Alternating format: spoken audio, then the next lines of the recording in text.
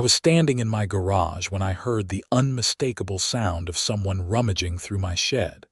And what I found inside would kick off a 3-month saga that would end with the most powerful person in our mountain community getting permanently banned from every property within 50 miles.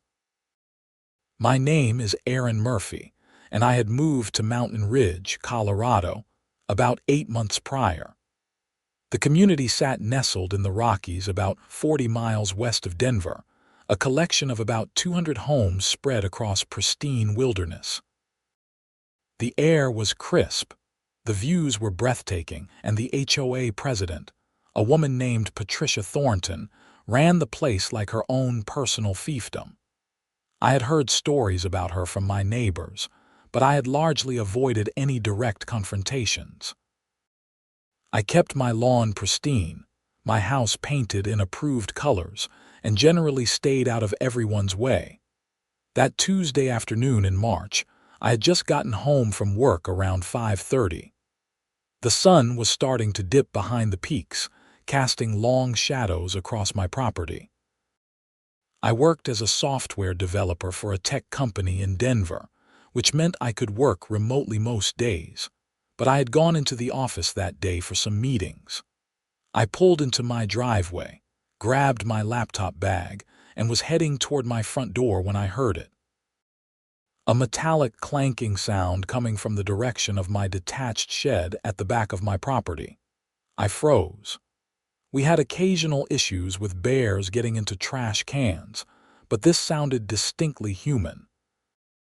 The shed was about 30 feet from my house, a simple wooden structure where I kept my lawn equipment, tools, and automotive supplies.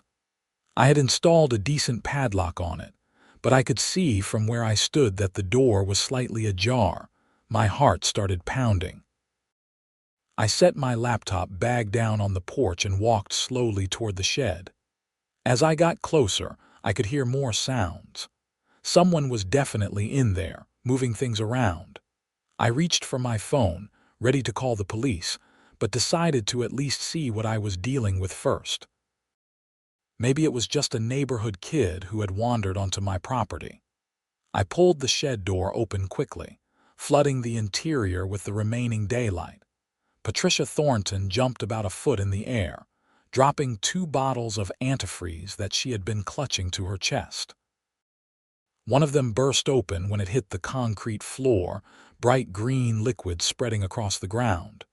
She was wearing expensive yoga pants, a designer jacket, and looked absolutely terrified. "What the hell are you doing in my shed?" I demanded. Patricia's face went through several rapid transformations.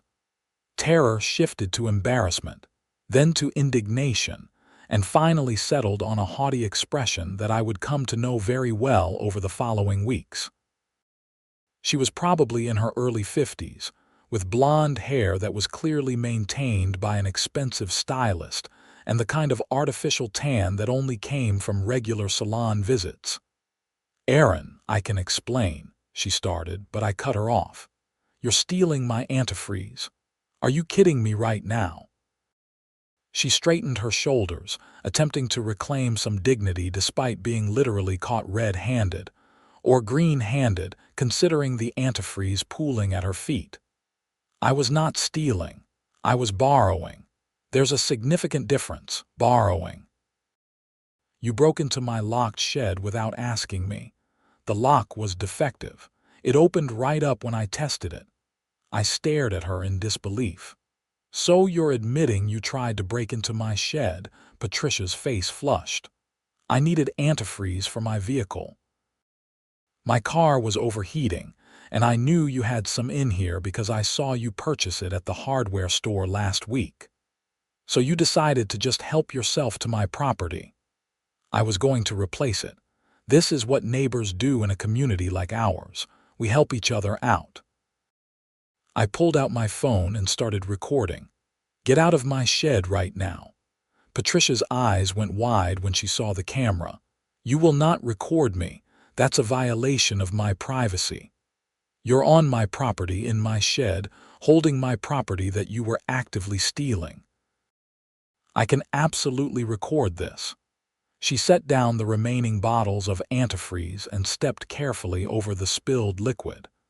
As she brushed past me out of the shed, she said, "This is going to reflect very poorly on your standing in this community, Aaron. I'm the HOA president, and I have significant influence over property values and resident satisfaction here. Are you threatening me? I'm simply stating facts."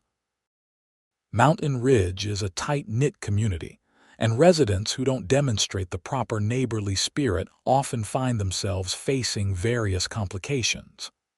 I followed her as she marched across my lawn toward the front of my property. A white Mercedes SUV was parked on the street in front of my house. She must have walked up my driveway and around to the back of my house while I was at work. "Stay off my property," I called after her, "and if I catch you here again, I'm calling the police." She turned back, and her expression was pure venom. "You just made a very serious mistake." Patricia climbed into her Mercedes and drove off. I stood there for a moment, my hands shaking slightly from the adrenaline. Then I went back to the shed and took several photos of the spilled antifreeze, the bottles she had been holding, and the door with its obviously tampered lock. The wood around the lock mechanism had fresh scratch marks, like someone had used a screwdriver or pry bar to force it open. I sent the video and photos to my email, making sure I had backup copies, then went inside my house and immediately started researching what my options were. This was surreal. The HOA president had broken into my property and stolen from me, then threatened me when I confronted her about it.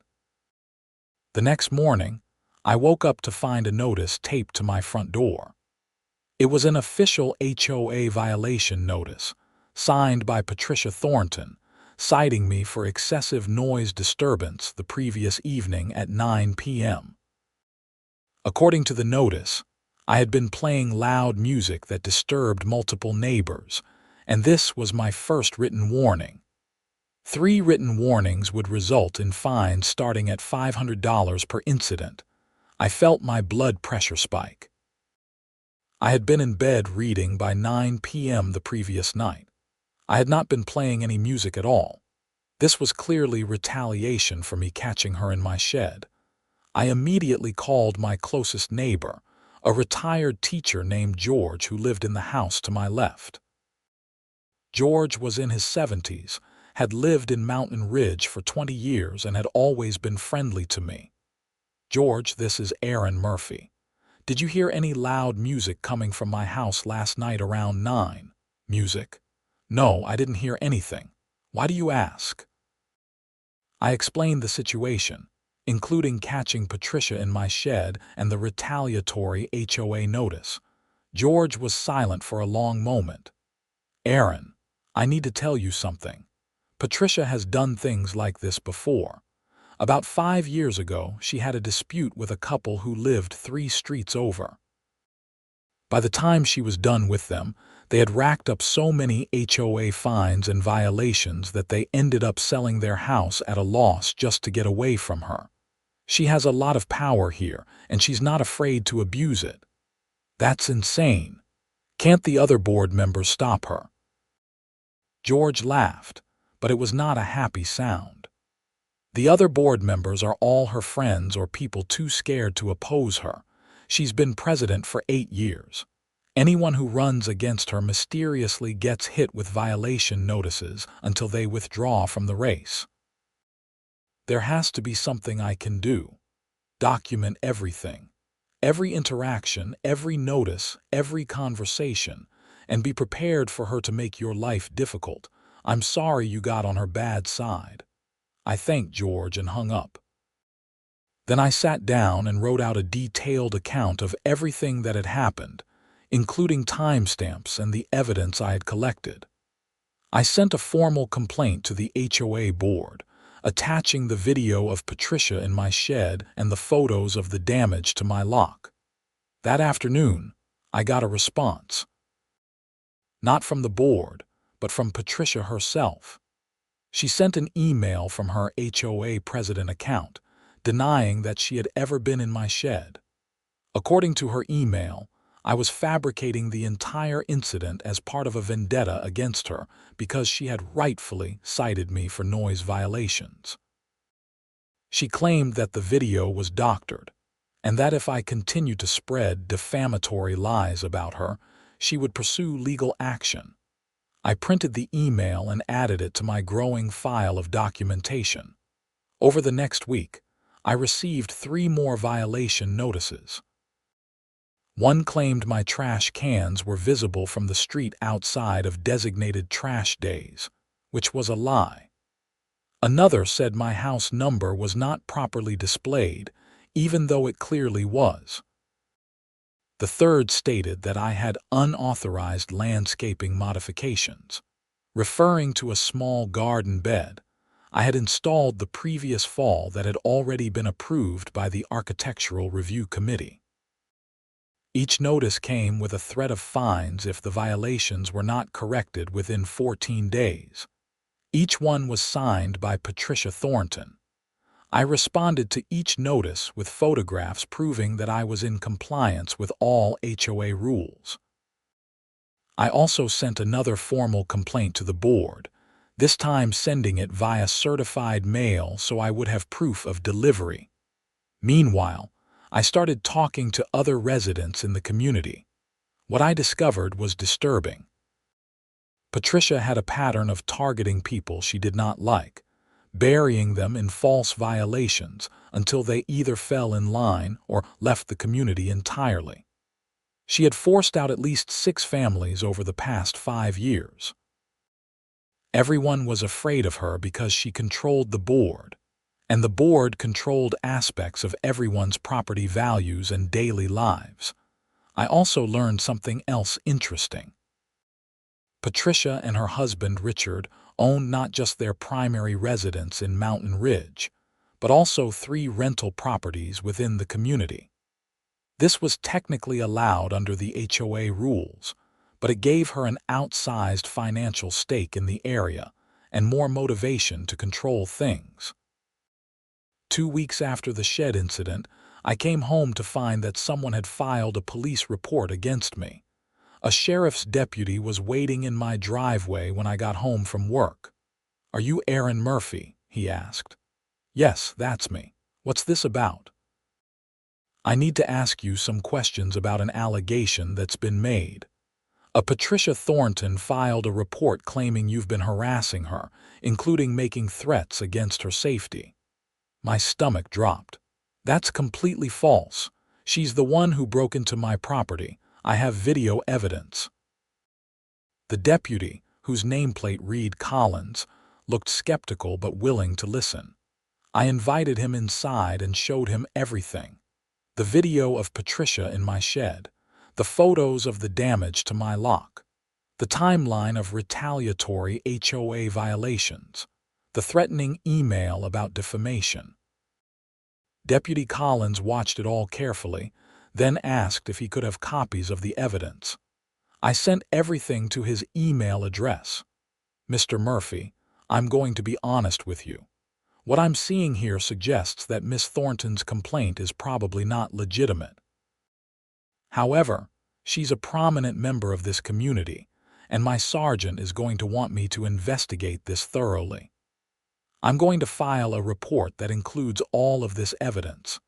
If she really was in your shed without permission, that's criminal trespass and potentially theft. But that's going to be her word against yours unless we can build a stronger case. I have video evidence of her in my shed, holding my antifreeze. I saw that, and it's compelling. But a defense attorney could argue she had permission to be there, or that there was some misunderstanding. The scratch marks on your lock are good, but not definitive. What I'm saying is, this could get complicated. After Deputy Collins left, I felt deflated. Patricia had successfully muddied the waters by filing a false police report against me. Now, instead of her being investigated for theft, we were both under scrutiny. That evening, I got a call from my parents who lived in Arizona. My mom sounded worried. "Aaron, we got a very strange call today from someone named Patricia Thornton. She said she was your HOA president and that you were involved in some kind of dispute with the community. She wanted to know if you had any history of aggressive behavior. She called you. How did she even get your number?" "She said she got it from the emergency contact information in your HOA registration." I was furious. Patricia was now harassing my family. I documented the call and added it to my file, which was getting quite thick. The situation escalated further when I received a letter from an attorney representing Patricia. The letter accused me of defamation, harassment, and invasion of privacy. It demanded that I destroy all video and photographic evidence of Patricia, issue a formal written apology, and pay $15,000 in damages for harm to her reputation.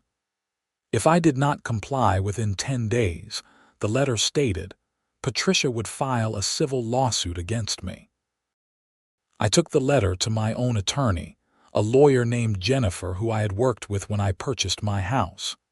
Jennifer read through everything I had documented, watched the video, and studied the harassment pattern that had emerged. "Aaron, this is a slap suit situation. That stands for strategic lawsuit against public participation. Basically, she's threatening legal action to intimidate you into silence, even though she knows she has no real case. The problem is that defending against even a frivolous lawsuit costs money and time. That's what she's counting on." So what do? We respond with our own letter, outlining the evidence of her criminal trespass and theft, and we make it clear that if she proceeds with any legal action, we will countersue and we will pursue criminal charges. We also report her to the Colorado Attorney General's Office for HOA abuse. Colorado has specific laws protecting homeowners from this kind of retaliation. Jennifer drafted a response that was far more legally intimidating than anything Patricia's attorney had sent. We sent it via certified mail and also filed a formal complaint with the Colorado Attorney General's Office and the state's HOA Resource Center. But Patricia was not done.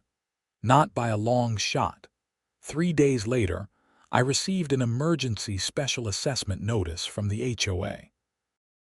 According to the notice, there was urgent roof repair needed on the community clubhouse, and every homeowner was being assessed a special fee of $3,000, payable within 30 days. I called George immediately. "Did you get this special assessment notice?" I did. "It's garbage, Aaron. They just replaced that clubhouse roof 2 years ago. I was on the board then, so I remember it clearly. This is Patricia targeting you specifically, I guarantee it. But the notice says every homeowner has to pay. She'll probably refund everyone else quietly after you pay, or she'll just cancel it once she's made her point. She's done things like this before. She once called a special assessment for neighborhood security upgrades, collected the money from one homeowner she was targeting, then canceled the project and refunded everyone except that one person. By the time he could challenge it legally, she had spent the money on legitimate HOA expenses and claimed it was all proper. This was getting out of control. I sent another complaint to the Attorney General's office, this time including the suspicious special assessment.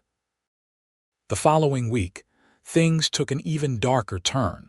I started noticing that someone had been on my property while I was at work. Small things at first. A gate left open that I knew I had closed, footprints in the flower beds. Then I came home one day to find that someone had spray painted the word liar across my garage door in red paint. I called the sheriff's department immediately. A different deputy came out, took photos, and filed a report. But there was no security camera footage because I had not installed cameras yet. That was about to change. I spent the next weekend installing a comprehensive security system around my property. 8 cameras covering every angle of my house, shed, and yard. Cloud-based storage so the footage could not be tampered with.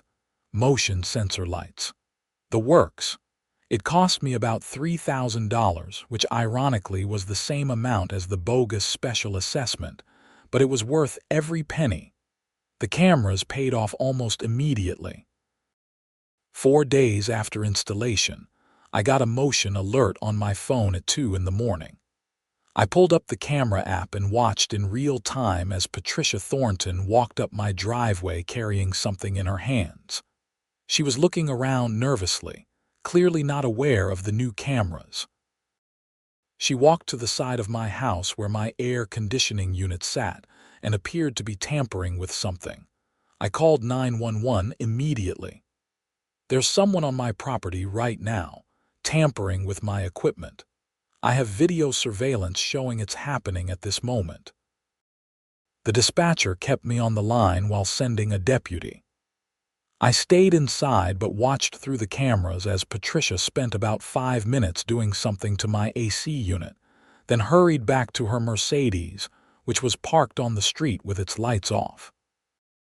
Deputy Collins arrived within 8 minutes, but Patricia was already gone. However, my cameras had captured everything in crystal clear high-definition footage, including her license plate. "Mr. Murphy, I remember you from the previous incident. Let's see what you've got." I showed him the footage on my laptop. Patricia was clearly visible in the motion sensor lights, and you could see her pouring something into my AC unit's refrigerant line access point. "What was she putting in there?" Deputy Collins asked. "I don't know yet. But I'm going to call an HVAC technician first thing in the morning. Save that footage and send it to me. This is now criminal mischief at minimum, possibly vandalism. Combined with the previous trespassing incident, we might finally have enough to pursue charges." After Deputy Collins left, I went outside to look at the AC unit. There was a sweet smell in the air around it, and the access panel was slightly ajar. I did not touch anything, wanting to preserve it as evidence. The HVAC technician arrived at 8 a.m. the next morning. His name was Carlos, and he had been servicing heating and cooling systems in the mountain communities for 15 years. "Someone definitely poured something in here," Carlos said, shining a flashlight into the unit. "Looks like antifreeze, actually. Automotive antifreeze." "What does that do to an AC unit?" "Nothing good. It could damage the compressor, contaminate the refrigerant, cause all kinds of problems. If you had run this unit without me catching it, you'd be looking at thousands of dollars in damage. Potentially, the entire unit would need to be replaced. That's about $8,000 to $10,000 up here in the mountains. Can you document everything? I need it for a police report." Carlos took extensive photos and wrote up a detailed report of what he found and the potential damage that had been averted. He also gave me an estimate of what the repairs would have cost if the sabotage had succeeded. I sent everything to Deputy Collins, along with the security footage showing Patricia in the act. This time, things moved faster. Deputy Collins called me that afternoon. "Mr. Murphy, I spoke with my sergeant and the district attorney's office. Based on the accumulated evidence, we have enough to press charges. We're going to be charging Miss Thornton with criminal trespass, attempted theft, criminal mischief, and vandalism. The DA is taking this seriously because of the pattern of behavior and the financial damage she was attempting to cause. What happens next? We'll be issuing an arrest warrant. Given her standing in the community, she'll likely be allowed to turn herself in rather than having us show up at her door with handcuffs, but that's up to her. I wanted to give you a heads up because this is probably going to blow up in your community. Thank you, Deputy Collins. I appreciate you taking this seriously. Between you and me, I've heard rumors about Thornton for years. Other deputies have told stories about calls from Mountain Ridge where she's been involved. We've just never had solid evidence before. You did good work documenting everything. The arrest warrant was issued 2 days later. Patricia was charged with 4 criminal counts, and her bail was set at $50,000. She turned herself in, posted bail, and was released the same day, but the damage to her reputation was done. The story spread through Mountain Ridge like wildfire. I received calls and visits from at least 20 different neighbors, all of them telling me their own stories about Patricia. It turned out she had terrorized the community far more extensively than I had realized. One couple told me Patricia had reported them to Child Protective Services with false claims of neglect because they had painted their front door a shade of blue that was not on the approved color list. Another homeowner said Patricia had killed his dog by throwing antifreeze-laced meat over his fence because the dog barked too much. That last story hit me hard. I asked the homeowner, a man named Frank who lived on the other side of the community, for more details. "It was 3 years ago," Frank said. His voice was heavy with old grief. "My golden retriever buddy, he was only 5 years old. Patricia had complained multiple times about him barking during the day while I was at work. I tried everything. Bark collars, training, keeping him inside. Nothing satisfied her. Then one day I came home and found him in the backyard, dying. The vet said it was ethylene glycol poisoning. Antifreeze. I never could prove it was her, but I found pieces of raw hamburger meat in my backyard that I hadn't put there. Did you report it to the police?" I did, but without proof. There was nothing they could do. She denied it, of course, said I was making accusations because she had rightfully cited me for the noise violations. I felt sick. "Frank, would you be willing to file a new police report?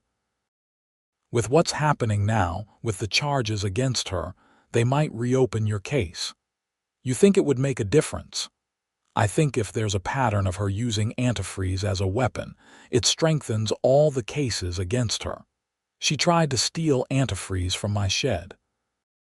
She poured it into my AC unit. If she also used it to poison your dog, that's a pattern. Frank agreed to file a new report. So did 2 other homeowners who came forward with similar stories of pets getting mysteriously sick or dying after disputes with Patricia. The following week, the HOA held an emergency board meeting. Patricia was still technically the president, though she had been removed from managing day-to-day operations pending the outcome of her criminal case. The other board members, who had been her rubber stamps for years, suddenly found their spines when faced with potential legal liability. The meeting was held at the community clubhouse, and it was packed. Probably 150 residents showed up, which was almost every homeowner in Mountain Ridge. I attended with Jennifer, my attorney, who advised me on what to say and not say. The board announced that they were launching an independent investigation into Patricia's conduct as HOA president. They also announced that all violation notices issued by Patricia over the past year were being reviewed, and any that were found to be retaliatory or unfounded would be rescinded. Then came the question of whether Patricia should be removed from the board entirely. Under the HOA bylaws, a board member could be removed by a vote of the homeowners, but it required a 2/3 majority. The vote was held that night. Out of the 150 homeowners present, 142 voted to remove Patricia from the board.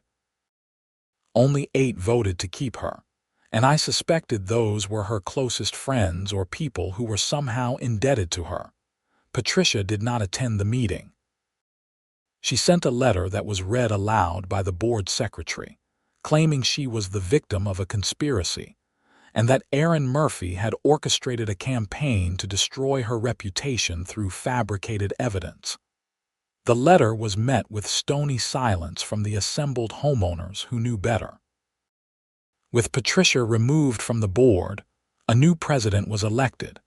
It was George, my neighbor, who reluctantly accepted the position.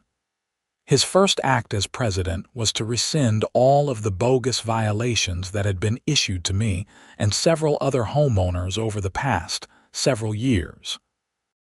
But the criminal case was still ongoing, and that's where things got really interesting. The district attorney assigned to the case was a woman named Lisa Martinez, and she had a reputation for taking HOA abuse cases seriously. Colorado had passed strong laws protecting homeowners from HOA overreach, and Martinez had built much of her career prosecuting people who abused their positions in community associations. Martinez's office subpoenaed all of Patricia's HOA records, including emails, financial documents, and violation notices. What they found was damning. Patricia had been embezzling money from the HOA for at least 4 years. She had created fake vendor accounts and paid herself for services that were never rendered. She had inflated costs on legitimate projects and pocketed the difference. She had used HOA funds to pay for personal expenses, including landscaping for her own home and maintenance on her rental properties. The total amount she had stolen was over $250,000. The embezzlement charges were added to her criminal case, bumping it from a relatively minor property crime situation to a serious felony case that carried potential prison time. Patricia's attorney tried to negotiate a plea deal, but Martinez was not interested. She wanted this case to go to trial as a message to other HOA board members who might think about abusing their power.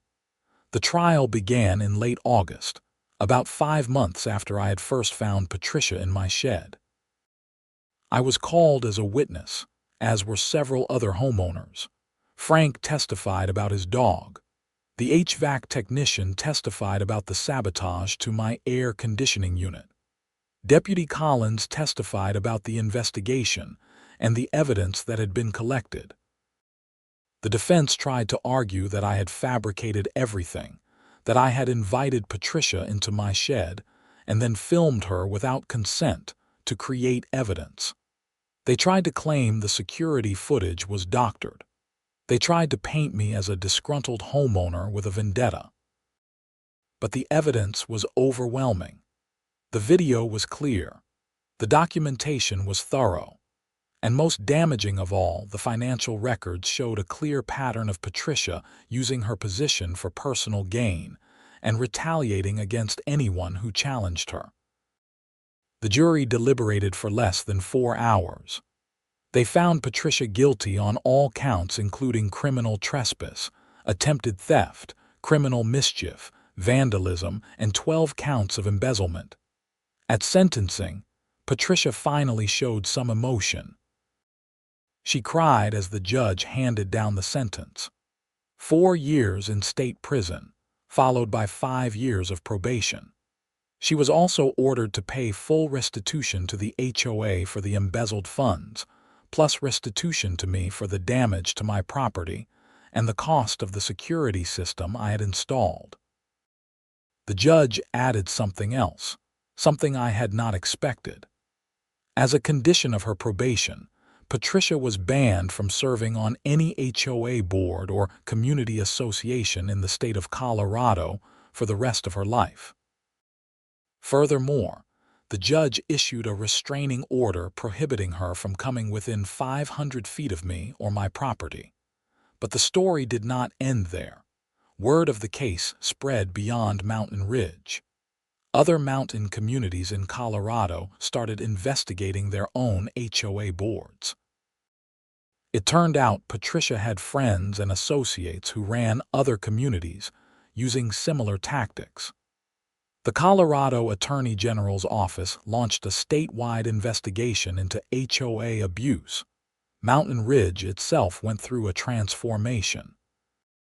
With Patricia gone and George as the new president, The board adopted new bylaws that included term limits for officers, mandatory financial audits, and a clear process for homeowners to appeal violations.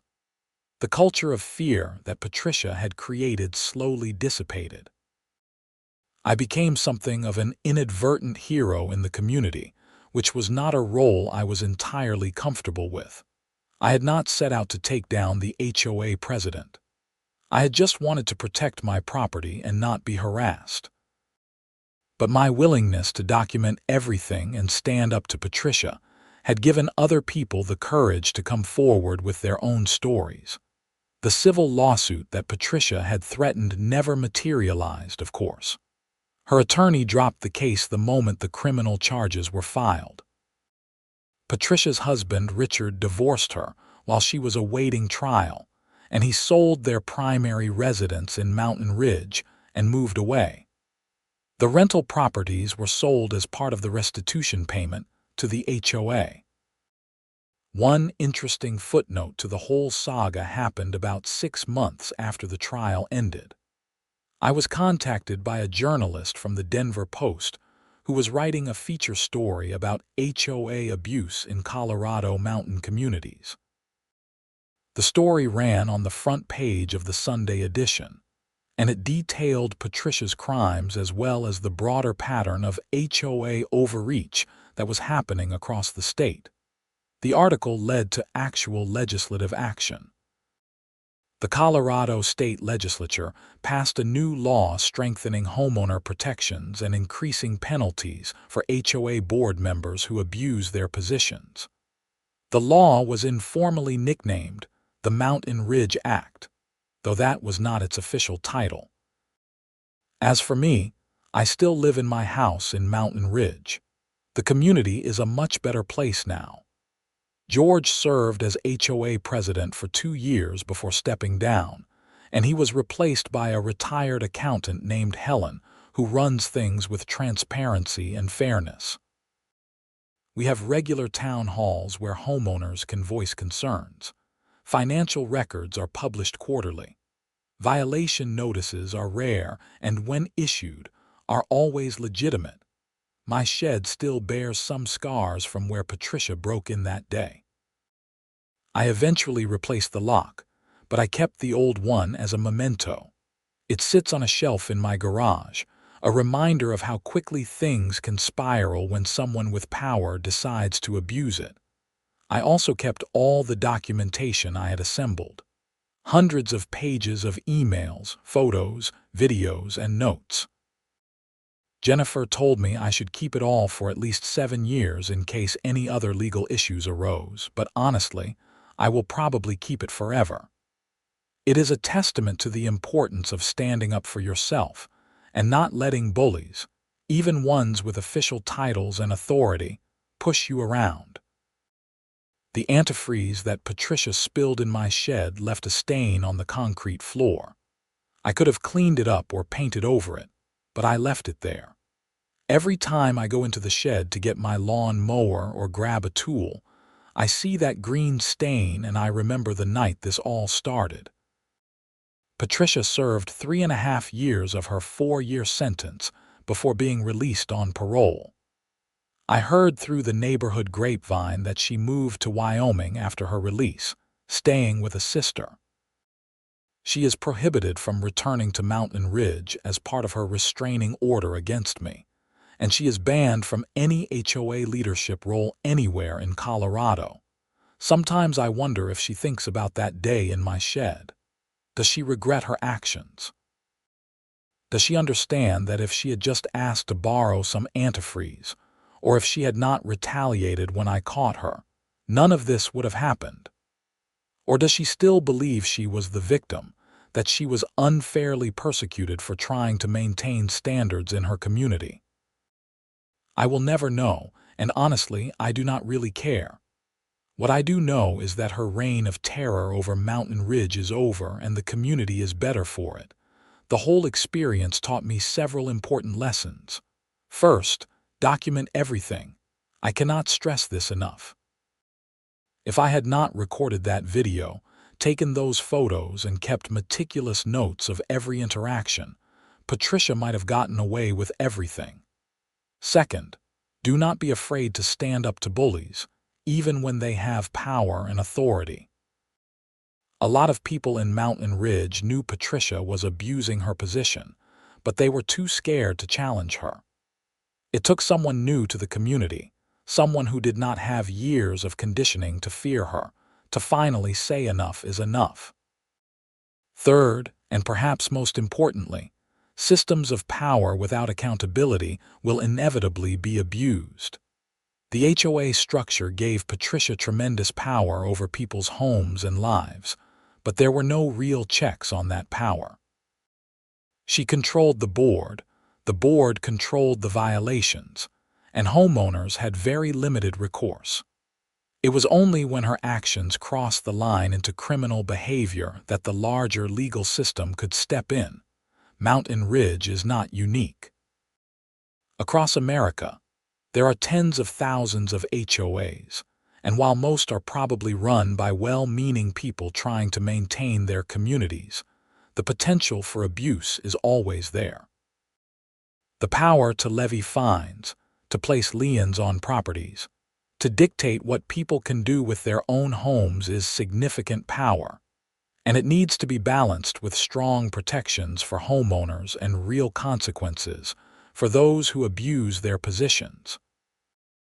I still work from home most days, and I still enjoy the mountain views and the crisp Colorado air. I have become more involved in the HOA since the whole incident, serving on the Architectural Review Committee and helping to draft the new bylaws that George implemented. I figure if I am going to live in a community with an HOA, I might as well help make sure it is run properly. The security cameras I installed are still running 24/7. I probably do not need that level of surveillance anymore, but they give me peace of mind.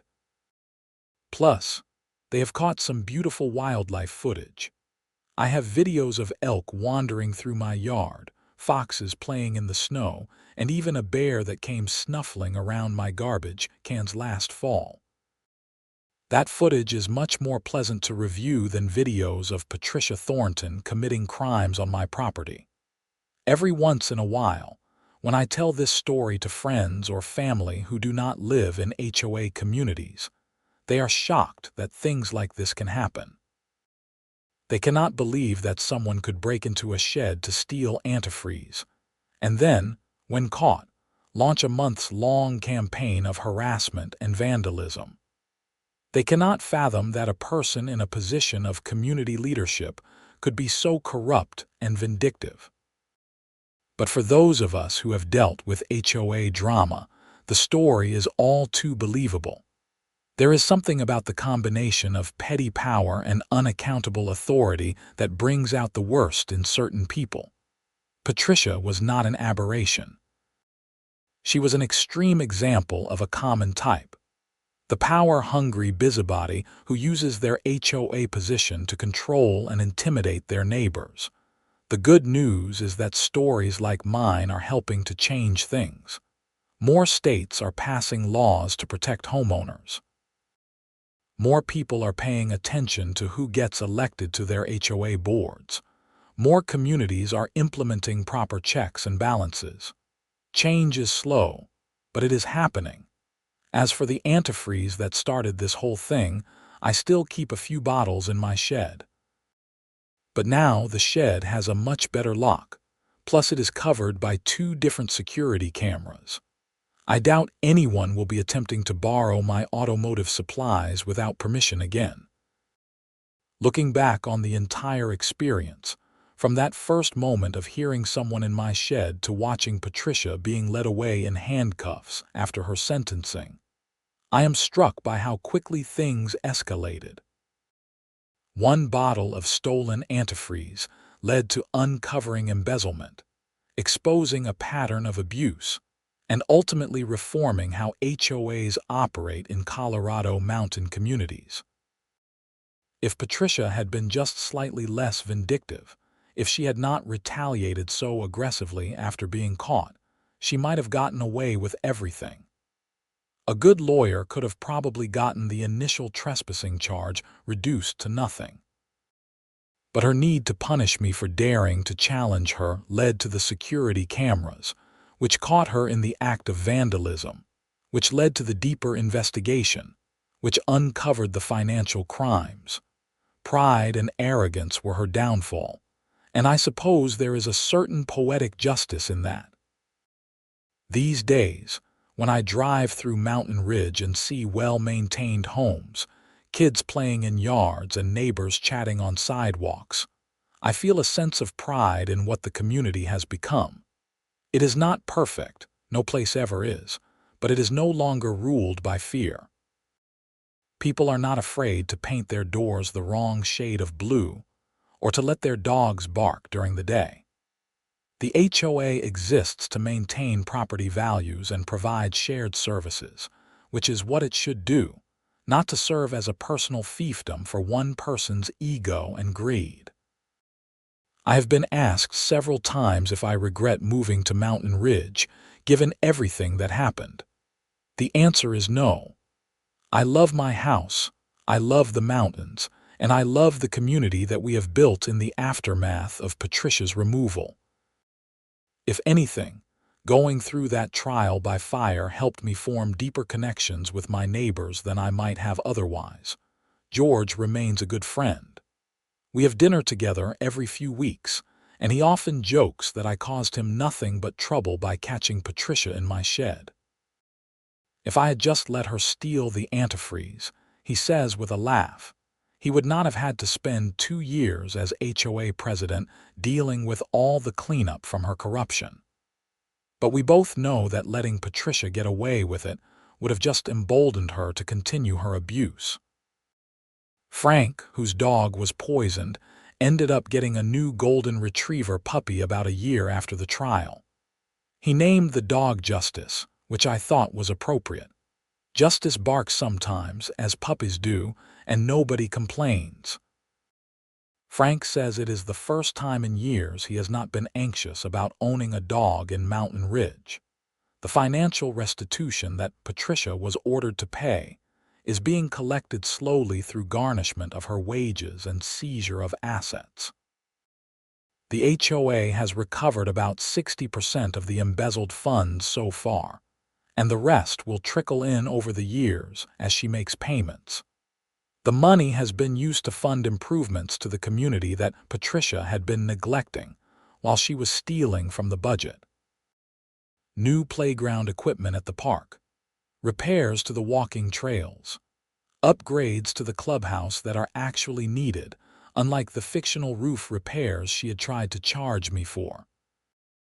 In a strange way, Patricia's crimes ended up making Mountain Ridge a better place, though obviously not in the way she intended. The investigation and trial forced the community to confront problems that had been festering for years. It brought people together and created a sense of shared purpose. And it resulted in reforms that will protect future residents from similar abuse. I sometimes think about what would have happened if I had not installed those security cameras when I did. If Patricia's vandalism of my AC unit had gone unrecorded, would anyone have believed me? Would the police have taken it seriously? Or would she have continued to escalate her harassment until I finally gave up and moved away, just like the other families she had driven out? There is no way to know for sure, but I am grateful things worked out the way they did. The cameras cost $3,000, but they provided evidence that led to justice and reform. That is a pretty good return on investment. The whole experience also made me much more cynical about positions of petty authority. I pay attention now when I hear stories about HOA disputes or local community conflicts. I recognize the patterns of behavior that indicate someone is abusing their power. And I am more willing to speak up when I see something wrong, because I know that silence enables abusers to continue their behavior. One unexpected consequence of the trial and the media coverage was that I received several job offers from companies that wanted to hire me to help them implement better security systems. Apparently, my documentation and use of technology to catch Patricia in the act impressed some people in the security industry. I declined the offers because I am happy with my current software development job, but it was flattering to be recognized. Another unexpected result was that I became something of a resource for other homeowners dealing with HOA problems. I get emails and phone calls from people across Colorado, and sometimes from other states, asking for advice on how to handle disputes with their HOAs. I always tell them the same thing: document everything, know your rights, and do not be afraid to seek legal help if necessary. Some of these cases have had happy endings similar to mine. Others are still ongoing. The fight against HOA abuse is never really over because there will always be new Patricia Thorntons who get elected to boards and think they can use their positions to bully and control others. But each victory, each case where a corrupt board member is held accountable, makes it a little bit harder for the next person to get away with it. As I write this, it has been almost 2 years since I found Patricia in my shed stealing antifreeze. 2 years since my life was turned upside down by a confrontation I never wanted. 2 years of legal proceedings, community meetings, media interviews, and slowly rebuilding a sense of normalcy. My house has increased in value since Patricia was removed, as have most properties in Mountain Ridge. Turns out that getting rid of a corrupt, vindictive HOA president is good for property values. Who knew? I have also made improvements to my property that I was too nervous to attempt when Patricia was in charge. I expanded the garden bed that she had cited me for. I painted my front door a color that I like, which happens to be on the approved list, but which Patricia had told me was too bold. I installed a nice patio in my backyard where I can sit and enjoy the mountain views without worrying about someone issuing me a violation notice. These sound like small things, and they are, but they represent something important: the freedom to make reasonable choices about my own property without fear of retaliation. The ability to live my life without constantly looking over my shoulder. That is what was stolen from everyone in Mountain Ridge during Patricia's reign, and that is what we have gotten back. The green stain on my shed floor has faded somewhat over time, but it is still visible if you know where to look. I was in there just last week, getting out my snow blower for the winter season, and I paused to look at it. That stain represents the beginning of everything. If Patricia had chosen any other thing to steal, if she had broken into my garage or taken something from my porch, would things have played out the same way? Maybe not. The antifreeze was significant because she later used it as a weapon against my property. It established a pattern. If she had stolen something else, we might not have had that connection. Life is funny that way. Small moments, seemingly insignificant choices can cascade into major consequences. Patricia chose to steal antifreeze. She chose to retaliate when caught.